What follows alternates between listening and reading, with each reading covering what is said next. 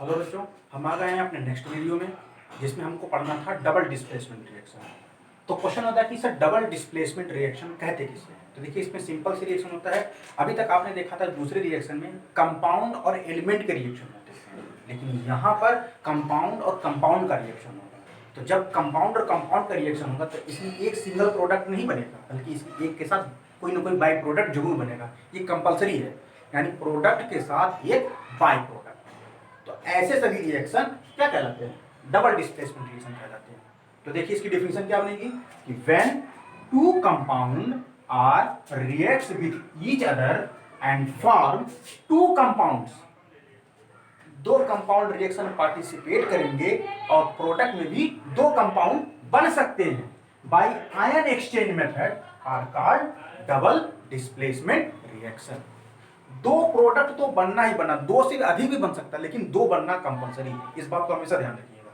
जैसे अगर आपको उसको एक्सप्लेन करना होगा सर कैसे, तो सबसे पहले जैसे मान लीजिए कोई कंपाउंड ए बी है, नो डाउट, एक कंपाउंड सी डी है, नो डाउट।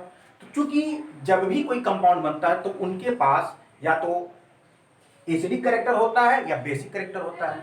बेसिक कैरेक्टर को हम प्लस से और एसिडिक कैरेक्टर को हम माइनस से एक्सप्रेस करते हैं। तो सिंपल सब देख रहे हैं, यानी ये ए बेसिक कैरेक्टर है और बी निगेटिव साइन के साथ लिखा जाता है एसिडिक कैरेक्टर। इसी प्रकार से ये सब होते हैं।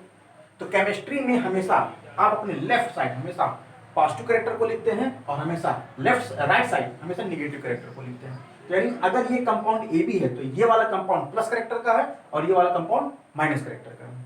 तो जब ये आपस में रिएक्ट करते हैं तो ये देखिए ये ए अपने आयन के साथ रिएक्शन करेगा बी के साथ, क्योंकि अगर इसका चार्ज अगर पॉजिटिव है तो पॉजिटिव हमेशा निगेटिव के साथ ही कंबाइन करेगा।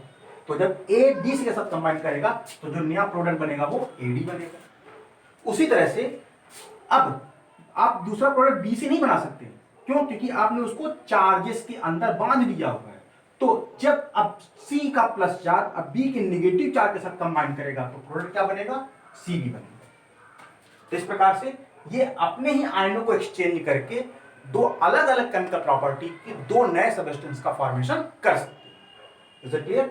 अब अगर डिस्प्लेसमेंट रिएक्शन को हम क्लासिफाई करें या देखें कि नेचर में कुल कितने टाइप्स के होते हैं, तो डिस्प्लेसमेंट रिएक्शन दो टाइप्स के होते हैं। एक कहलाता है प्रेसिपिटेशन रिएक्शन और दूसरा कहलाता है न्यूट्रलाइजेशन रिएक्शन। बात समझ में आ गई? प्रेसिपिटेशन रिएक्शन और न्यूट्रलाइजेशन रिएक्शन। और आपके मन में कहा होगा कि प्रेसिपिटेशन क्या होता है?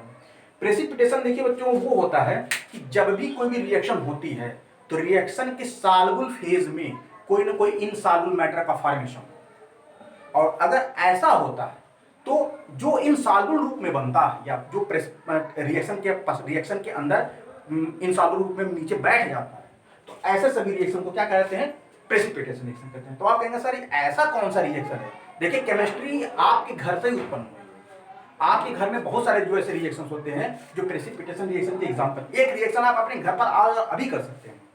क्या करिए, एक टेस्ट ट्यूब में या एक बर्तन में थोड़ा सा दूध ले लीजिए, एक केमिकल कंपाउंड है, और अगर एक आपके पास थोड़ा सा नींबू, वो भी एक सिट्रिक एसिड है, दूसरा कंपाउंड है।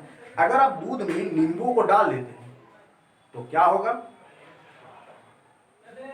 तो होगा दूध फट जाएगा। तो आप जब दूध फटेंगे तो देखेंगे दूध के दो फेज बनेंगे, एक पानी बनेगा जो दूध के ऊपर तैरेगा, और जो भारी जो इनसॉल्युबल फेज होगा वो कहाँ बैठेगा? पानी के नीचे। तो जो पानी के जो नीचे बैठा हुआ है वो कहलाता है प्रेसिपिटेट, और जो ऊपर है वो तो उसका बाई प्रोडक्ट है। Is that clear? तो ये कहलाता है प्रेसिपिटेशन रिएक्शन। और दूसरा क्या कहलाता है? Neutralisation reaction. न्यूट्रलाइजेशन रिएक्शन ये हमेशा दो अपोजिट कैरेक्टर के बीच में होने वाली लड़ाई को कहते हैं, जिसको हम लोग न्यूट्रलाइजेशन रिएक्शन। जैसे एग्जाम्पल भी याद करिए, जैसे किसी न किसी समय में देवासुर संग्राम हुआ, तो एक तरफ देवता लड़े थे और एक तरफ राक्षस लड़े थे। दोनों शक्तिशाली स्पीशीज थी, आपस में लड़ रही थी और उस दौरान बहुत सारी एनर्जी रिलीज हो रही थी। तो उसी तरह से वर्तमान समय में हम उस एग्जाम्पल को न लेकर के आप इधर में बहुत छोटा सा एग्जाम्पल लेते हैं, जैसे एसिड और बेस का रिएक्शन। हम जानते हैं दोनों ही तेज हैं, दोनों ही बहुत फास्ट रिएक्शन करते हैं, लेकिन दोनों की प्रॉपर्टी एक दूसरे से काफी अलग अलग होती है। तो अगर हम एक एसिड और एक बेस को आपस में एक टेस्ट ट्यूब के अंदर रिएक्शन कराएंगे, आप कभी करा के देखिए, तो जैसे ये रिएक्शन होगा तो बहुत ज्यादा मात्रा में हीट एनर्जी लिबरेट होती है, और जब बहुत ज्यादा मात्रा में हीट एनर्जी लिबरेट होती है तो ये दोनों एक दूसरे के साथ रिएक्ट करके एक दूसरे को न्यूट्रलाइज करने की कोशिश करते हैं। तो ऐसे सभी रिएक्शन को हम लोग क्या कहते हैं, न्यूट्रलाइजेशन रिएक्शन कहते हैं। इसके बारे में फुल डिटेलिंग हम इस वीडियो के बाद लेके आएंगे। Is it clear? Note down कर लीजिए।